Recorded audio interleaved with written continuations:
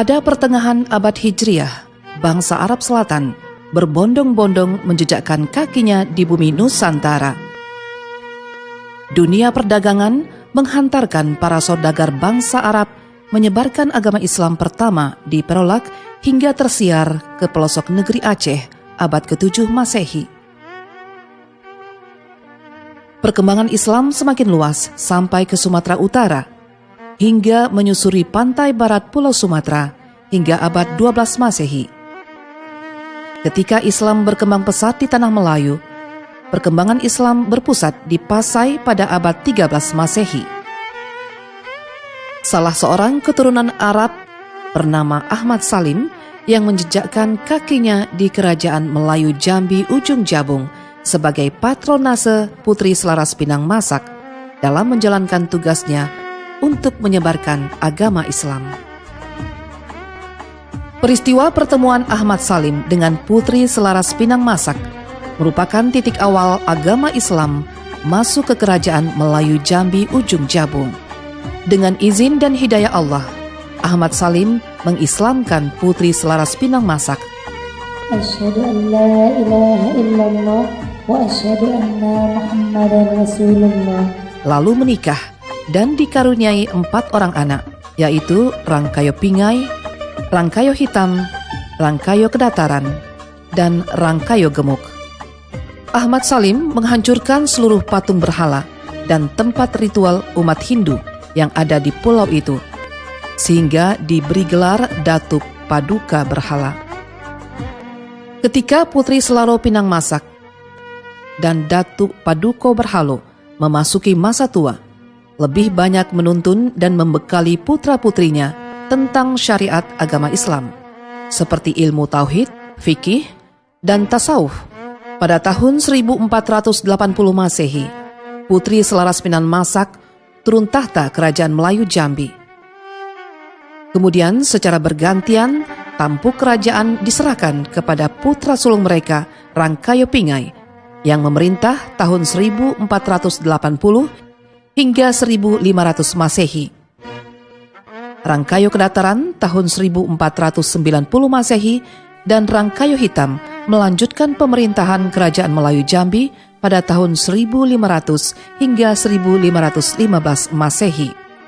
Dimulai dari mengislamkan para saudara sepupunya dari keturunan ibunya Pagaruyung yang dinobatkan sebagai Sunan Muara Pijauan, Sunan Kembang Seri, dan Sunan Pulau Johor. Orang Kayo Hitamlah yang mengislamkan rakyat Jambi. Pada masa pemerintahan orang Kayo Hitam yang tegas, berani, dan bertanggung jawab, berhasil meletakkan dasar hukum pemerintahan Kerajaan Melayu dengan ajaran Islam. Dikenal dengan istilah atau kiasan, pepatah atau simbol, adat bersendi syarak dan syarak bersendi kitabullah, yang berlandaskan Al-Quran dan hadis. Untuk menegakkan syariat Islam di Tanah Melayu Jambi, orang Kayu Hitam menghentikan upeti paksaan pacet dan kalong yang dikirim ke Kerajaan Mataram. Memasuki usia tuanya, tampuk Kerajaan Melayu Jambi diserahkan kepada putranya Pangeran Rantau Kapas pada tahun 1515 Masehi yang berkedudukan di Muara Tembesi. Pada tahun 1616 Masehi, berdirilah pemerintahan Islam pertama di Tanah Melayu Jambi, diperintah Sultan Abdul Qohar.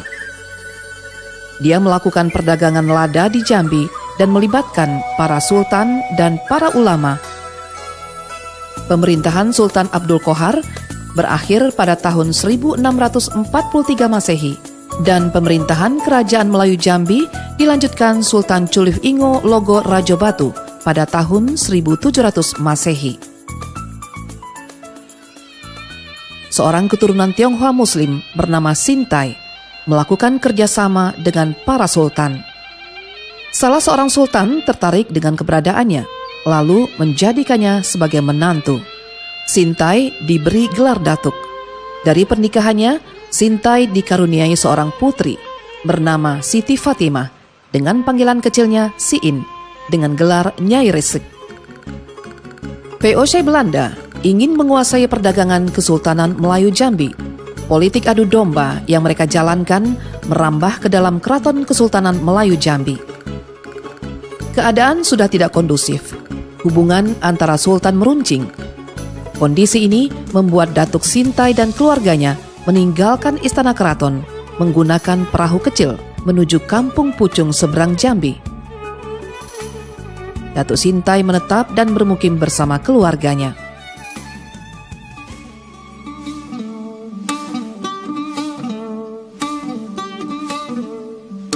Di Kampung Pucung, Datuk Sintai banyak menjalankan aktivitas berdakwah. Dengan menggunakan jukung, dia menyusuri anak-anak sungai sekitar itu, keluar masuk kampung. Salah satu kebiasaan Datuk Sintai selalu memberikan kain dan kopiah putih khas Cina kepada masyarakat yang ditemuinya.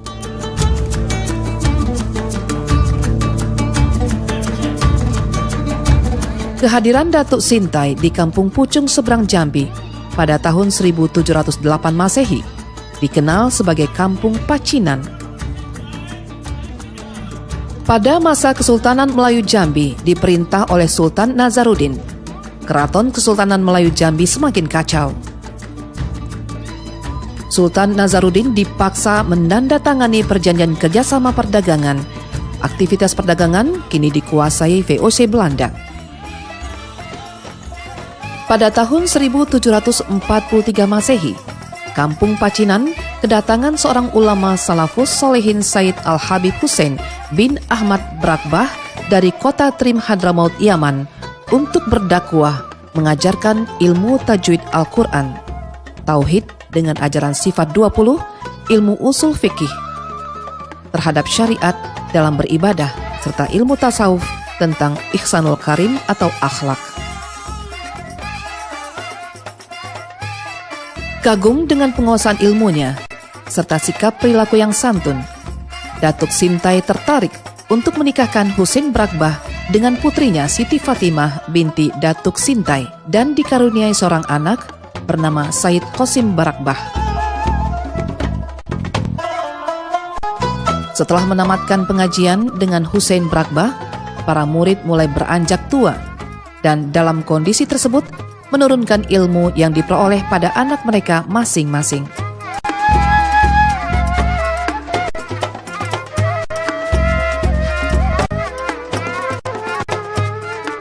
Akhir dari perjalanan dakwah, para murid dari Brakbah satu persatu wafat.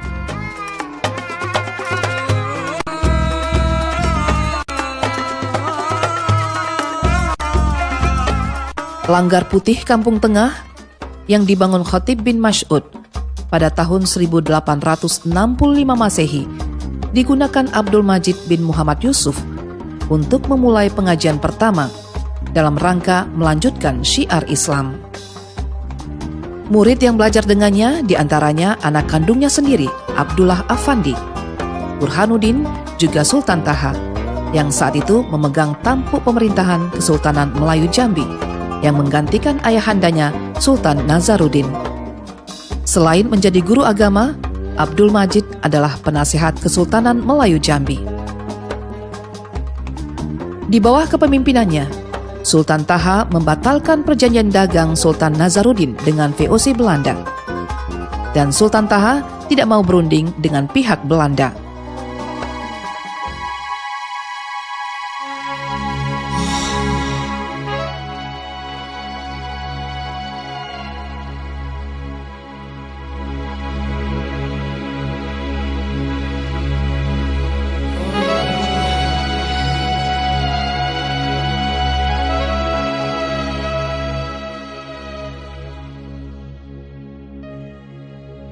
Belanda terus memburu dan menteror tempat pengajian Abdul Majid, sehingga pengajian dipindahkan ke dalam hutan dan berlangsung selama 2 tahun.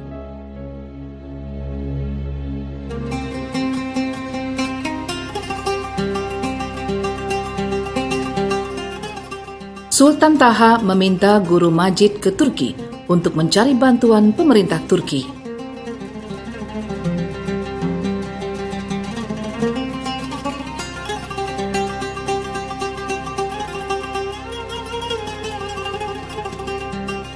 Abdul Majid dan rombongan sampai di Turki.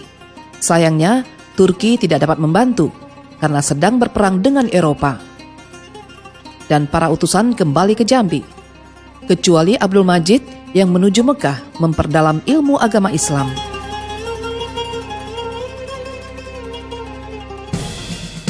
Tahun 1904 Masehi, dikabarkan Sultan Taha wafat ditembak Belanda pada serangan dini hari.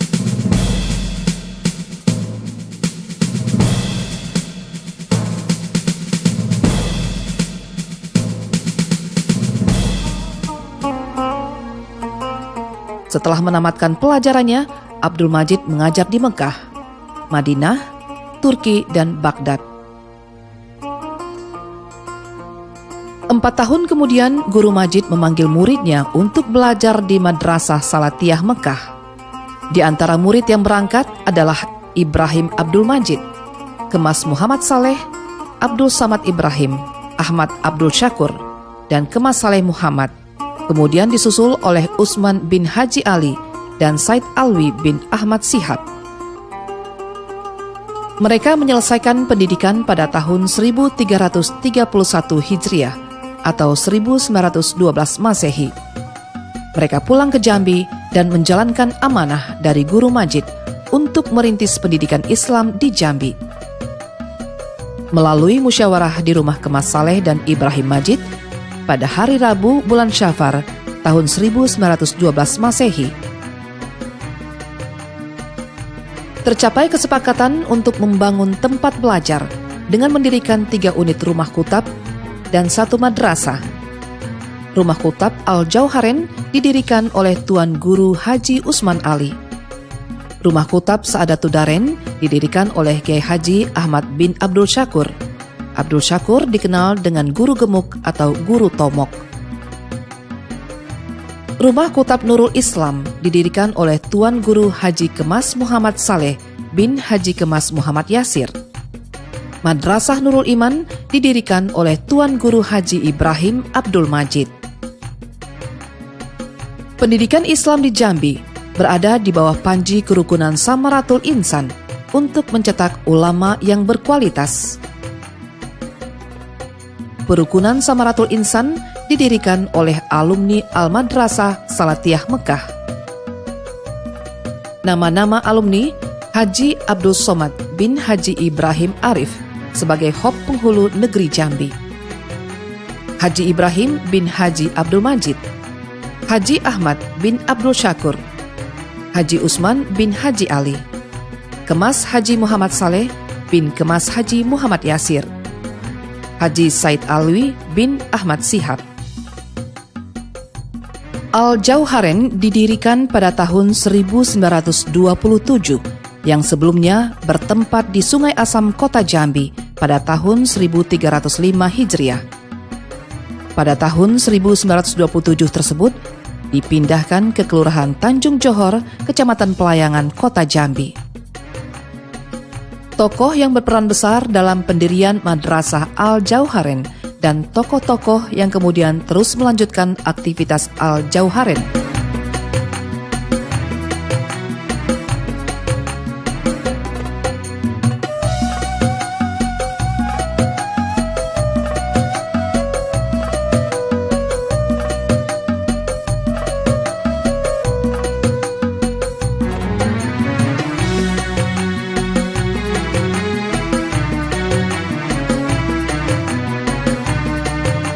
Madrasah Saadatud Daren berdiri pada tahun 1915 Masehi, didirikan oleh Kiai Haji Ahmad Syukur dan sekaligus menjabat sebagai mudir atau pimpinan pada madrasah tersebut.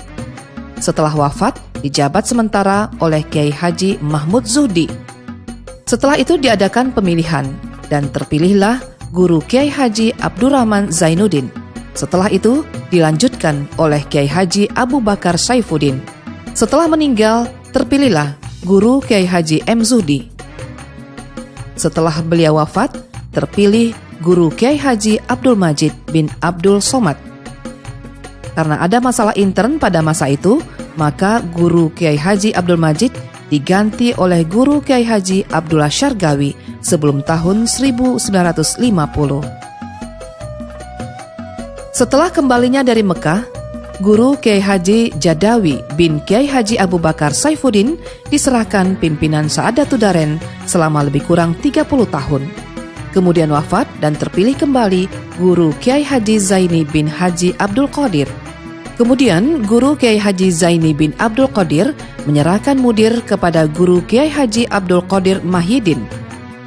Juga kemudian mengundurkan diri dan diserahkan kepada Guru Kiai Haji Helmi bin Abdul Majid sampai sekarang.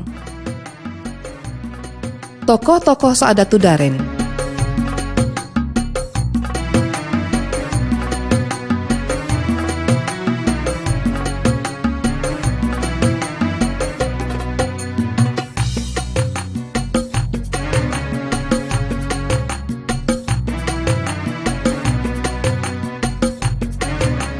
Rumah Kutab Nurul Islam yang didirikan di Kampung Tanjung Pasir dipimpin Tuan Guru Haji Kemas Muhammad Saleh bin Haji Kemas Muhammad Yasin. Tokoh yang berperan dalam pendirian Rumah Kutab Nurul Islam adalah Guru Haji Ismail, Guru Kiai Haji Kemas Abdul Somad, Guru Haji Abdul Roni, Guru Haji Sulaiman, Guru Haji Abdul Rahman, Guru Haji Ishak bin Haji Ismail, Dr. Andes Haji Abdullah Umar. Madrasah Nurul Iman di Kampung Ulu Gedong yang didirikan dan dipimpin oleh Tuan Guru Haji Ibrahim Abdul Majid. Tokoh yang berperan dalam mendirikan Madrasah Nurul Iman di Kampung Ulu adalah Guru Kiai Haji Abu Bakar Ashari, Kiai Haji Syekh Muhammad Bukhari, Kiai Haji Abdul Badir Ibrahim. Sebelum diangkat menjadi mudir Nurul Iman, ditunjuk sebagai Raisal Mu'alimin. Kiai Haji Abdul Samad Muhi, Profesor Dr. Kiai Haji Sulaiman Abdullah, Haji Fakhruddin Rozi bin Haji M. Jafar, Dr. Andes Haji Kalimuddin Syam.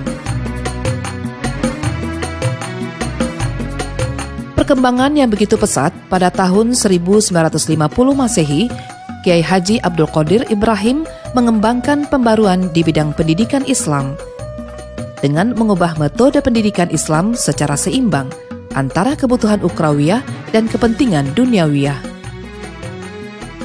Kiai Haji Abdul Qadir Ibrahim mendirikan Madrasah As'ad di Olak Kemang yang kini dipimpin oleh Guru Haji Muhammad Najmi Abdul Qadir.